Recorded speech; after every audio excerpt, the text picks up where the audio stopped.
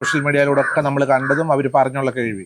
അപ്പോൾ ആ സന്ദർഭത്തിൽ ഒരു മകൻ്റെ സ്ഥാനം കൊടുക്കാൻ കഴിയുന്നില്ലെങ്കിൽ കൂടിയും ഇപ്പം ഈ ഒരു സന്ദർഭത്തിൽ ഒരിക്കലും ഈ രേണുസുതിയെ ഒരിക്കലും ഇത്രയും മോശമായി സൈബർ ബുള്ളിങ്ങിന് വേണ്ടി എറിഞ്ഞു കൊടുത്തത് എനിക്ക് വളരെ സങ്കടം തോന്നി. ഇത് കേട്ടപ്പോൾ എനിക്കിന്ന് ഓർമ്മയില്ല, ഇന്ന് ക്ഷീണമാണ്, അല്ലെ ഇന്ന് എനിക്ക് പ്രയാസമുണ്ട്, അല്ലെ ഇന്ന് ഞാൻ ഹോസ്പിറ്റലിൽ പോയി. അവരവരുടെ കാര്യങ്ങൾ അറിയിക്കുന്നു. അവരെ സ്നേഹിക്കുന്നവരത് കാണുന്നു, അവരെ വിമർശിക്കേണ്ടവർ അതിൻ്റെ അടി കമൻറ്റുകൾ എഴുതുന്നു. പക്ഷെ സ്വന്തം മകനെന്ന് അവർ വളർത്തിക്കൊണ്ട് വന്ന അങ്ങനെ അവർക്ക് എഗനസ്റ്റായിട്ട് പറയുമ്പോൾ തീർച്ചയായിട്ടും നമ്മൾ എന്താ ചെയ്യുന്നുണ്ട്? വേണമെങ്കിൽ ഇവിടെ ഒന്ന് സമാധാനത്തോടെ അന്തസ്സായിട്ട് അഭിമാനത്തോടെ ജീവിക്കാം. ആ പെൺകുട്ടി പിന്നെ എന്നോട് ഒരാൾ വിളിച്ച് പറഞ്ഞത് പല കാര്യങ്ങൾ അവർക്ക് പുറത്ത് പറയാൻ പറ്റത്തില്ലെന്നാണ് പറഞ്ഞു. അതൊക്കെ പറയുവാണെങ്കിൽ രാഹുൽ ദാസ് ചിലപ്പോൾ ഇച്ചിരി ബുദ്ധിമുട്ടേണ്ടതായിട്ട് വരും. ഞങ്ങളൊക്കെ അങ്ങ് ഇറങ്ങും. എങ്ങോട്ടിറങ്ങും? നിയമ കിച്ചുവിനെതിരെ ആഞ്ഞടിച്ചുകൊണ്ട് ഫാദർ നോബൽ ഫിലിപ്പ് രംഗത്ത് വന്നിട്ടുണ്ട്. നോബൽ ഫിലിപ്പിൻ്റെ ഒരു ഇൻ്റർവ്യൂ ഇപ്പം ഞാൻ കാണാനിടേണ്ട, ഇൻ്റർവ്യൂ അല്ല, കുറച്ച് ചോദ്യങ്ങളൊക്കെ പുള്ളിയോട് ചോദിക്കുന്നുണ്ട്. അതിനുത്തരം മറുപടി പറയുന്നതാണ് ഞാൻ കണ്ടത്. അപ്പോൾ ഇതിനകത്ത് എനിക്ക് മനസ്സിലായ ഒരു കാര്യം എന്ന് വെച്ച് കഴിഞ്ഞാൽ വാദി പ്രതിയാവുമെന്ന് പറയുമല്ലോ. ഇപ്പം ഞാനത് കണ്ടു. ഇപ്പം ഞാനിവിടെ ആദ്യം തന്നെ ഞാൻ പറയട്ടെ, സ്നേഹത്തോടും ബഹുമാനത്തോടു കൂടി ആണ് ഞാനിവിടെ ഈ ഫാദർ പറയുന്ന കാര്യങ്ങൾ, ഫാദറിൻ്റെ നിലപാടിനോടാണ് ഞാൻ വിമർശിക്കുന്നത്. കാരണം ഈ ഫാദറിനെ ഒരുപാട് സപ്പോർട്ട് ചെയ്ത് വീഡിയോ ഇട്ടിട്ടുള്ളൊരു വ്യക്തിയാണ് ഞാൻ. അപ്പോൾ ഇത് കണ്ടപ്പോഴത്തേക്ക് എനിക്ക് റിയാക്റ്റ് ചെയ്യണമെന്നുണ്ടായിരുന്നു. എൻ്റെ ഒരു നിലപാട് എനിക്ക് പറയാൻ കുറച്ച് കാര്യങ്ങൾ എനിക്കുണ്ടായിരുന്നു. അതുകൊണ്ടാണ് ഞാൻ ഇവിടെ സംസാരിക്കുന്നത്. ഈ ഫാദറിന് വേണ്ടിയിട്ട് രേണുവുമായിട്ടുള്ള വിഷയത്തിൽ ഒരുപാട് ഞാൻ സപ്പോർട്ട് ചെയ്ത് വീഡിയോ ഇട്ടിട്ടുണ്ട്. എൻ്റെ വീഡിയോയുടെ അടിയിൽ ഒരുപാട് കമൻറ്റുകൾ ഈ ഫാദറും വന്ന് അതിന് നന്ദി അറിയിച്ചുകൊണ്ട് കമൻറ്റ് ഇട്ടിട്ടുണ്ട്. അതേ ബഹുമാനത്തോടു കൂടിയും സ്നേഹത്തോടു കൂടിയാണ് ഈ ഫാദറിൻ്റെ വീഡിയോ ഞാനിപ്പോൾ റിയാക്ട് ചെയ്യുന്നത്. അപ്പോൾ വേറൊന്നുമല്ല, ഫാദർ ഇവിടെ കിച്ചുവിനെ ആഞ്ഞടിച്ചുകൊണ്ട് വിമർശിച്ചുകൊണ്ട് ഒരുപാട് കിച്ചുവിന് എതിരെ സംസാരിക്കുന്നുണ്ട്. ഫാദർ ഒരു കാര്യം മനസ്സിലാക്കണം, ഇവിടെ കിച്ചു അല്ല ഈ പ്രശ്നത്തിന് വന്നത്. ഫാദർ ആ വീഡിയോ കണ്ടെന്നൊക്കെ പറയുന്നുണ്ട്. ഫാദർ എന്നാൽ ഒന്നും കണ്ടിട്ടില്ല. ഫാദറിനെ ആരോ തെറ്റിദ്ധരിപ്പിച്ചാണ്. ഇത് തെറ്റിദ്ധാരണയുടെ പുറത്താണ്. ഫാദറിനോട് ആരൊക്കെയോ എന്തൊക്കെയോ കിച്ചുവിനെ പറ്റിയിട്ട് പറഞ്ഞു ആദ്യം ഫാദറിന് അറിയാമെന്ന് പറയുന്നുണ്ട്. പിന്നെ ഈ ഇൻ്റർവ്യൂ ഞാൻ വെച്ച് തരാം, നിങ്ങളൊന്ന് കണ്ടു നോക്കണം. പിന്നെ ഫാദർ പറയുന്നുണ്ട് ഞാൻ കേട്ടതും അറിഞ്ഞതുമായിട്ടുള്ള കാര്യങ്ങളാണെന്ന്. ഫാദറിനെ ആരൊക്കെയോ എന്തൊക്കെയോ തെറ്റിദ്ധരിപ്പിച്ച് വെച്ചേക്കുവാണ്. ഫാദർ ആ വീഡിയോ പോലും കണ്ടിട്ടില്ല. ഇവിടെ രേണുസുതി, നമ്മളെല്ലാവരും രേണുസുതിക്ക് അസുഖമെന്ന് പറഞ്ഞപ്പോഴത്തേക്ക് എല്ലാ ആളുകളും അവിടെ രേണുസുതിയായിട്ടുള്ളൊരു ദേഷ്യം മറന്ന് അല്ലെങ്കിൽ വിദ്വേഷം മറന്ന് അവർക്ക് വേണ്ടിയിട്ട് സ്നേഹത്തോടു കൂടി അവരെ വിമർശിച്ച ആളുകൾ വരെ രേണുവിനെ സഹായിക്കാൻ വീടുകളിൽ പോയിട്ടുണ്ടായിരുന്നു. അപ്പോൾ അവർക്ക് അസുഖം ഭേദമാക്കി കൊടുക്കട്ടെ എന്നാണ് എല്ലാവരും പ്രാർത്ഥിച്ചത്. പക്ഷേ ഇവിടെ രേണുവാണ് രണ്ടാമതൊരു വിഷയം തുടങ്ങിയത്. കിച്ചുവിനെ അനാവശ്യമായി സോഷ്യൽ മീഡിയയിലേക്ക് വലിച്ചിട്ട് കിച്ചുവിനെ സൈബർ ബുള്ളിങ് ഏൽപ്പിച്ചു കൊടുത്ത് അവനെ മാനസികമായിട്ട് നല്ല രീതിയിൽ അവനെ പ്രഷർ കയറ്റി ഒരു വീഡിയോ ചെയ്യിപ്പിച്ചത് രേണുവാണ്. അച്ഛൻ ആദ്യം അത് മനസ്സിലാക്കുക, ഫാദർ ആദ്യം മനസ്സിലാക്കുക. സ്നേഹമുള്ളതുകൊണ്ടാണ്. എന്തിനാണ് ഈ വിഷയത്തിൽ ഇങ്ങനെ പ്രതികരിച്ച് ആളുകളുടെ വെറുപ്പ് സമ്പാദിക്കാൻ ഫാദർ മറ്റുള്ളവരുടെ വാക്ക് കേട്ടിട്ട് ഇങ്ങനെ രംഗത്ത് വന്നേന്നാണ് ഞാൻ ചോദിക്കുന്നത്. ഫാദറിനോട് ഒരുപാട് ആളുകൾക്ക് സ്നേഹമുണ്ട്. ഈ രേണുസുധീനെ സപ്പോർട്ട് ചെയ്യുന്ന രണ്ട് കാറ്റഗറിയിലുള്ള ആളുകളാണ്. ഒന്ന് നന്മയുടെ കാറ്റഗറിയും ഒന്ന് തിന്മയുടെ കാറ്റഗറിയും.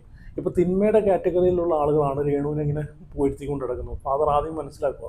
എന്തായാലും ഫാദറിൻ്റെ ഇൻ്റർവ്യൂ ഞാൻ ഇവിടെ വെക്കുവാണ്, ഞാൻ റിയാക്ട് ചെയ്യാൻ പോവാണ്. ഫാദറിനോട് സ്നേഹം മാത്രമേ ഉള്ളൂ, സ്നേഹം പരക്കട്ടെ. അപ്പം ഫാദർ ഈ വിഷയങ്ങളൊന്നും നല്ലപോലെ ഒന്നും പഠിച്ച് മനസ്സിലാക്കിയ വീഡിയോ കണ്ടിട്ട് ശരി ഏതാ തെറ്റേതാ, അവർക്ക് അസുഖമാണെന്ന് നമുക്കെല്ലാവർക്കും അറിയാം. പക്ഷേ അവരല്ലേ അടങ്ങിയിരിക്കേണ്ടത്? ഇവിടെ രേണുവാണ് അടങ്ങിയിരിക്കേണ്ടത്. മര്യാദയ്ക്ക് അവർക്ക് ആ അസുഖമായിട്ട് ബന്ധപ്പെട്ടുള്ള വിഷയങ്ങളും കാര്യങ്ങളൊക്കെ നല്ല രീതിയിൽ അവർക്ക് ഓരോ കാര്യങ്ങൾ സമൂഹത്തിനോട് വന്ന് പറയാം. പക്ഷേ ഒരു വിവാദമുണ്ടാക്കി അവരെ ആ ഒരു റീച്ച് നിലനിർത്തിക്കൊണ്ട് പോകാനാണ് അവർ ശ്രമിക്കുന്നത്. അതുകൊണ്ടാണ് ജനങ്ങൾ വിമർശിക്കുന്നത്. ഓക്കെ, എന്തായാലും നിങ്ങളുടെ അഭിപ്രായങ്ങൾ എന്തായാലും ഉറപ്പായിട്ട് ഞാൻ ഇപ്പോഴും പറയുകയാണ്, ഈ വിഷയത്തിൽ കിച്ചു ഇനി എന്ത് തൊട്ടിത്തരം ചെയ്തെന്ന് പറഞ്ഞാലും, ഇനി എന്ത് പെണ്ണുകേസ് അവൻ്റെ പേരിലുണ്ടെന്ന് പറഞ്ഞാലും, എന്തൊക്കെ ഉണ്ടെന്ന് പറഞ്ഞാലും അതൊന്നും ഒരു പ്രശ്നമല്ല. സോഷ്യൽ മീഡിയയ്ക്കും അതുപോലെ ഈ വിഷയത്തിൽ രേണുവുമായിട്ട് ബന്ധപ്പെട്ട് കിച്ചുവുമായിട്ട് ബന്ധപ്പെട്ട് ഉള്ള ആളുകളുടെ ന്യായം എടുത്തു നോക്കുകയാണെങ്കിൽ രണ്ടാമത് ഈ ഒരു പ്രശ്നത്തിൽ പോയത്, രണ്ടാമത് അവനെ ഇതിലേക്ക് വലിച്ചിടാനുള്ള കാരണക്കാരിയായത് രേണു തന്നെയാണ്.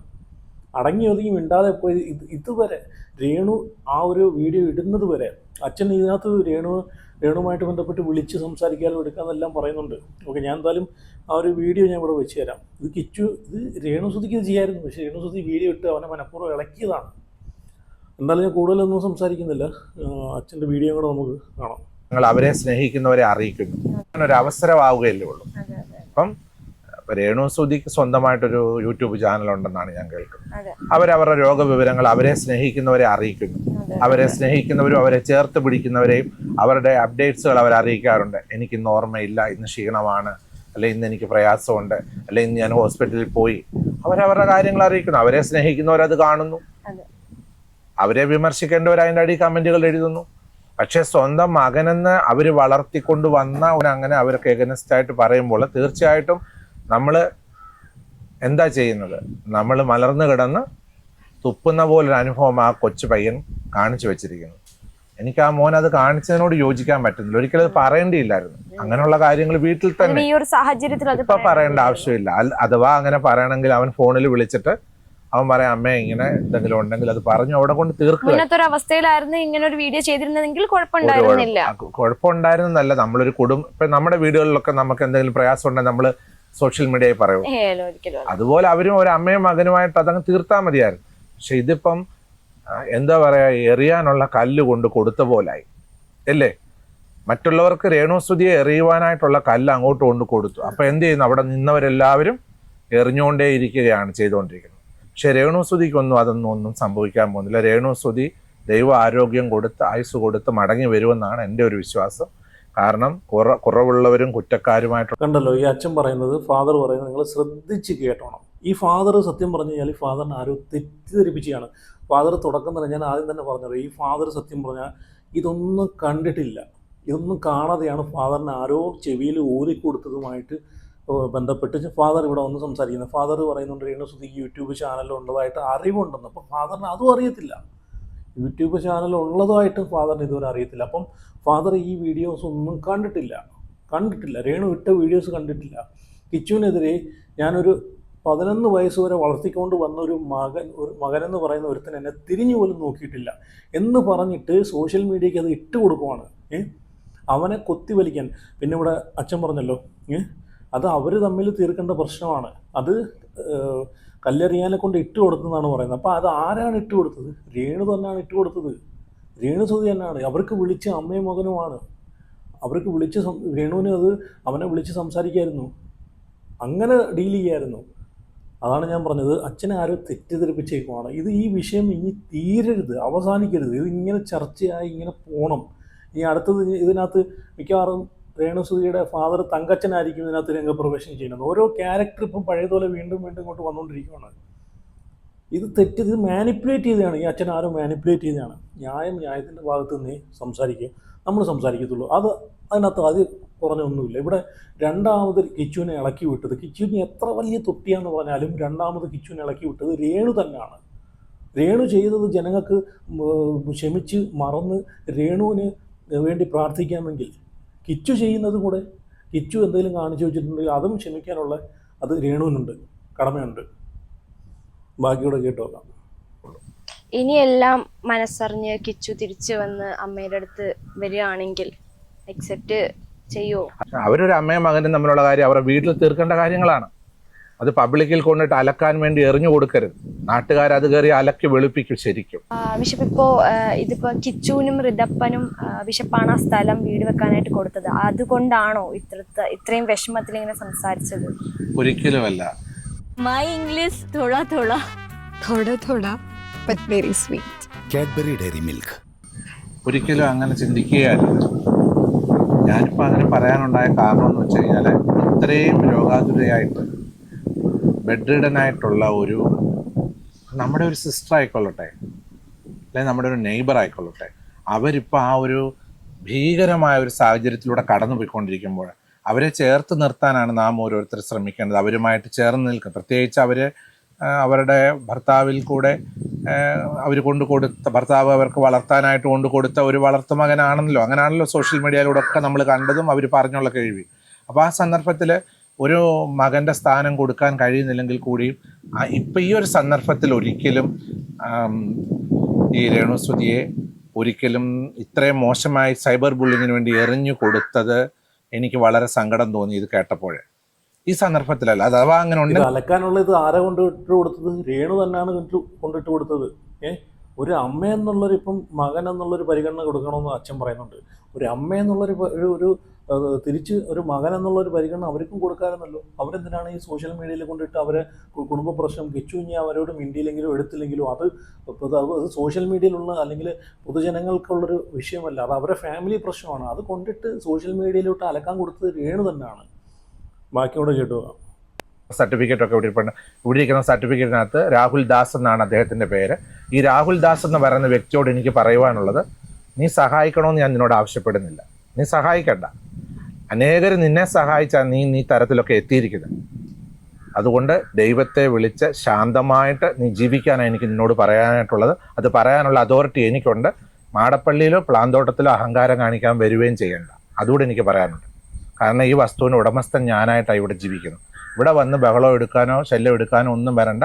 രേണുസുതി ഒരു രോഗിയാണ്. ഇവിടെ വന്ന് അങ്ങനെ എന്തെങ്കിലും ഇനി ആ പെൺകുട്ടിയെ ആക്ഷേപിക്കുന്ന വീഡിയോ പുള്ളിക്കാരൻ ഇടുവാണെങ്കിൽ നിയമ നടപടികളുമായിട്ട് ഞങ്ങൾ മുന്നോട്ട് പോകാൻ തന്നെയാണ് തീരുമാനിക്കുന്നത്. എൻ്റെയും കൂടെ ഒരു തീരുമാനം അതാണ്. നിയമ നടപടികളുമായിട്ട് പോകും. കാരണം അവരൊരു ലേഡിയാണ്, ഒരു സുഖമില്ലാത്ത സ്ത്രീയാണ്. ഏതറ്റം വരെ നിയമ നടപടികളുമായിട്ട് പോകാം, അറ്റം വരെ ആ കുടുംബവുമായിട്ട് ചേർന്ന് നിന്ന് മാക്സിമം നിയമ നടപടികളായിട്ട് അവനവൻ്റെ കാര്യം നോക്കി ജീവിക്കുന്നതായിരിക്കും ബെറ്റർ. അവൻ്റെ കാര്യം നോക്കി ജീവിക്കട്ടെ. ആ സഹോദരി അവരുടെ കാര്യം നോക്കി ജീവിക്കുന്നുണ്ടല്ലോ. ഇവിടെ അവർക്കൊരു വീട് സ്ഥലവും എല്ലാവരും കൂടെ ചേർന്ന് കൊടുത്തിട്ടുണ്ട്. അതൊക്കെ ഈ നാട്ടുകാർക്ക് അറിയാവുന്ന കാര്യം തന്നെയാണ്.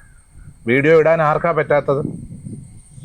ഈ രാഹുൽ ദാസിൻ്റെ വിവരങ്ങളെല്ലാം ഈ നാട്ടുകാർക്കെല്ലാം അറിയാവുന്ന. ഞാൻ ഈ നാട്ടിൽ ജീവിക്കുന്ന ആളാണ്. ഞാൻ വിദേശത്തു നിന്ന് ഇവിടെ ജീവിക്കുന്ന ആളാണ്. എന്നോട് നിരവധി പോലീസുകാർ എന്നെ വിളിച്ച് പല കാര്യങ്ങൾ എൻക്വയറി ചെയ്തിട്ടുണ്ട്. ആ സമയത്തൊക്കെ രാഹുൽ ദാസിനെ പറ്റി ഞാൻ നല്ല അഭിപ്രായമാണല്ലോ, ഒന്നും അറിയാതെ. ഇപ്പോഴാണല്ലോ വിവരങ്ങൾ ഞാൻ അറിഞ്ഞുകൊണ്ടിരിക്കുന്നത്. രാഹുൽ ദാസ് കൂടുതലൊന്നും നല്ലതാകാൻ ശ്രമിക്കേണ്ട. നമുക്കറിയാം കാര്യങ്ങൾ. ആരും നല്ലതാണെന്ന് ശ്രമിക്കേണ്ട. എല്ലാവരും ഒരു വെടിക്കുള്ളത് കയ്യിലുള്ളവരാണ്. രാഹുൽ ദാസ് ഇത് നിങ്ങൾ കൊടുക്കണം, മാറ്റുമൊന്നും ചെയ്യണ്ട. രാഹുൽ ദാസിൻ്റെ ഒരു വെടിക്കുള്ളതൊക്കെ ഉണ്ട്. അതെന്തൊക്കെയാണെന്ന് എൻ്റെ ലിസ്റ്റുണ്ട്. പോലീസുകാരുടെ എന്നുള്ള വിവരങ്ങളൊക്കെ എൻ്റെ ഉണ്ട്. ഞാനിവിടെ ജീവിക്കുന്ന ആളാണ്. ആ വിവരം കൃത്യമായിട്ടും കൊടുത്തേച്ചാൽ മതി. രാഹുൽ ദാസ് പഠിച്ച് നല്ലൊരു ജോലിക്കാരനായി മിടുക്കനായി ജീവിക്കുക. അത് രേണുസുതിയെ കൂടുതൽ അങ്ങ് കുടുംബത്തെ ചവിട്ടി താക്കാൻ ശ്രമിക്കുവാണെങ്കിൽ കൂടെ നിൽക്കാൻ ആൾക്കാരുണ്ട്. ഞാൻ മാത്രമല്ല, ഒരുപാട് പേര് രേണുസുതിയുടെ കുടുംബത്തെ സപ്പോർട്ട് ചെയ്യാനായിട്ടുണ്ട്. കൊല്ലത്ത് അവിടെ ജീവിക്കുക, സന്തോഷമായിട്ട് ജീവിക്കില്ല. ഇവിടെ വീടുണ്ട്, ഇവിടെ റൂമുണ്ട്. വേണമെങ്കിൽ ഇവിടെ ഒന്ന് സമാധാനത്തോടെ അന്തസ്സായിട്ട് അഭിമാനത്തോടെ ജീവിക്കാം. ആ പെൺകുട്ടി എന്നോട് ഒരാൾ വിളിച്ച് പറഞ്ഞത് പല കാര്യങ്ങൾ അവർക്ക് പുറത്ത് പറയാൻ പറ്റത്തില്ലെന്നാണ് പറഞ്ഞത്. അതൊക്കെ പറയുവാണെങ്കിൽ രാഹുൽ ദാസ് ചിലപ്പോൾ ഇച്ചിരി ബുദ്ധിമുട്ടേണ്ടതായിട്ട് വരും. ഞങ്ങളൊക്കെ അങ്ങ് ഇറങ്ങും. എങ്ങോട്ട് ഇറങ്ങും? നിയമപരമായിട്ട്, ലീഗലി.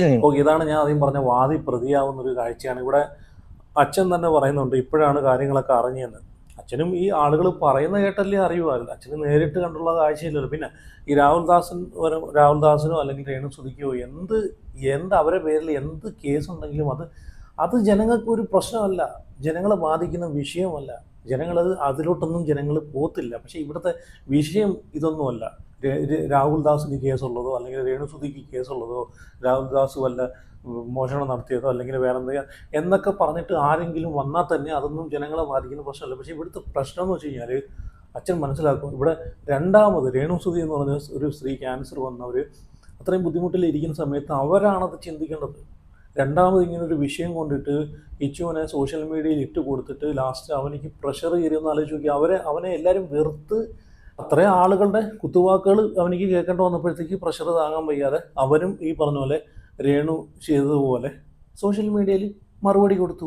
അത്രേ അവനും ചെയ്തിട്ടുള്ളൂ. അതിനകത്ത് ഇപ്പോൾ എന്താണ് തെറ്റ്? പിന്നെ ഈ സബ്സ്ക്രിപ്ഷൻ്റെ കാര്യം പറയുവാണെങ്കിൽ രേണു തന്നെയല്ലേ ഇതൊക്കെ ലൈവിനകത്ത് കാണിച്ചു കൂട്ടിയിട്ടുള്ളത്, അല്ലാതെ അവനായിട്ട് ഉണ്ടാക്കിക്കൊണ്ട് വന്ന വീഡിയോ ഒന്നും അല്ലല്ലോ.